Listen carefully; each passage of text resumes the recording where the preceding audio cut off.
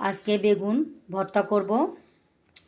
বেগুনটাকে আমি পুড়িয়ে নেব। তো যাদের বাসায় কাঠের চুলা নেই, তো তারা কিভাবে গ্যাসের চুলায় বেগুনটাকে পুড়িয়ে ভর্তা করবেন সেটাই আজকে দেখাবো আমি যেভাবে করি।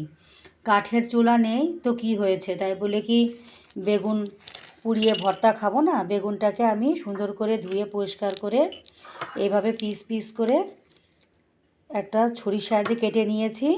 এর গায়ে সুন্দর করে অল্প পরিমাণে সরিষার তেল লাগিয়ে দিয়েছি। এখন